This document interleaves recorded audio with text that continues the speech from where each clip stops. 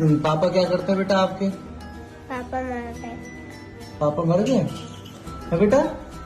पापा नहीं है इसके? पापा कैसे खत्म हो गए बेटा? पापा स्टैंड है वो जो मर गए। और मम्मी बेटा? मर गई। मम्मी भी नहीं है?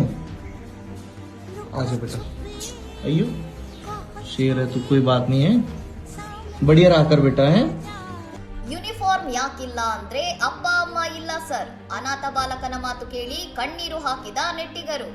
ಶಾಲೆಯಲ್ಲಿ ಶಿಕ್ಷಕರು ಸಮವಸ್ತ್ರದ ಬಗ್ಗೆ ಪ್ರಶ್ನಿಸಿದಾಗ ಬಾಲಕ ರಾಜ್ ಪ್ಯಾಂಟ್ ಹರಿದಿದೆ, ಅಜ್ಜನಿಗೆ ಪಿಂಚಣಿ ಬಂದ ಮೇಲೆ ಹೊಸ ಬಟ್ಟೆ ಕೊಡಿಸುತ್ತಾರೆ ಎಂದು ಮುಗ್ಧವಾಗಿ ಉತ್ತರಿಸಿದ್ದಾನೆ. ಬಾಲಕನ ತಂದೆ ತಾಯಿ ಇಬ್ಬರು ಮೃತಪಟ್ಟಿದ್ದು ಅಜ್ಜ ಅಜ್ಜಿ ಆಸರೆಯಲ್ಲಿ ಬೆಳೆಯುತ್ತಿದ್ದಾನೆ ಎಂಬ ಕಹಿ ಸತ್ಯ ತಿಳಿದ ಶಿಕ್ಷಕರು ಮತ್ತು ಸಹಪಾಠಿಗಳು ಒಂದು ಕ್ಷಣ ಮೌನಕ್ಕೆ ಶರಣಾಗಿದ್ದಾರೆ.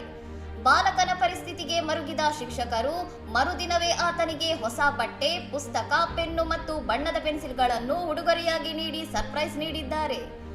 ಬಾಲಕನ ವಿಡಿಯೋ ಸಾಮಾಜಿಕ ಜಾಲತಾಣದಲ್ಲಿ ವೈರಲ್ ಆಗಿದ್ದು, ದಿವ್ಯಾ ಗಂಧೋತ್ರ ಎಂಬುವವರು ಶೇರ್ ಮಾಡಿದ ಈ ವಿಡಿಯೋ ಕಂಡು ಅನೇಕರು ಬಾಲಕನಿಗೆ ಸಹಾಯ ಮಾಡಲು ಮುಂದೆ ಬಂದಿದ್ದಾರೆ.